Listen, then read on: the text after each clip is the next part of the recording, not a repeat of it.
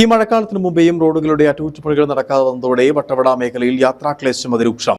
മഴ പെയ്യുക കൂടി ചെയ്തതോടെ റോഡിൽ പലയിടത്തും ചെളി രൂപം കണ്ടിട്ടുള്ള സ്ഥിതിയാണ്. പഞ്ചായത്ത് പരിധിയിലെ പ്രധാന റോഡുകളൊക്കെയും തകർന്നു കിടക്കുന്ന പ്രദേശവാസികളുടെ കാൽനട യാത്ര പോലും ദുസ്സഹമാക്കുകയാണ്.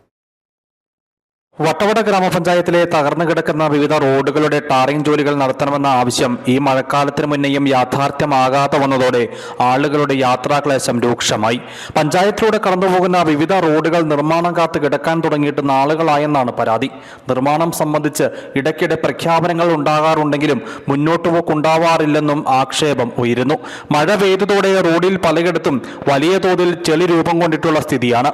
ഈ റോഡ്, സ്കൂള്, അതേപോലെ തന്നെ ആശുപത്രി, family health centre, police station, village office, 3 ആദിവാസി കുടി, അതേപോലെ തന്നെ ഹോം സ്റ്റേകൾ, റിസോർട്ടുകൾ, ഇത് ടൂറിസത്തിനെയും പൊതുജനങ്ങളെയും റിസോർട്ടിനെ അതേപോലെ തന്നെ ടൂറിസത്തിനെയും ഭയങ്കരമായിട്ട് ബാധിക്കുന്നതാണ്.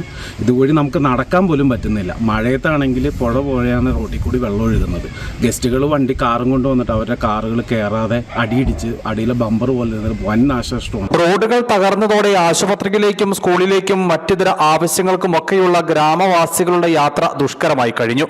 കുലുങ്ങി പറഞ്ഞുള്ള യാത്ര രോഗികൾക്കും പ്രായമായവർക്കുമൊക്കെ വല്ലാത്ത ദുരിതം സമ്മാനിക്കുന്നുണ്ട്. പല റോഡുകളിലൂടെയും ഏറെ സാഹസപ്പെട്ടാണ് ഇരുചക്ര വാഹനങ്ങൾ ഉൾപ്പെടെ കടന്നു പോകുന്നത്.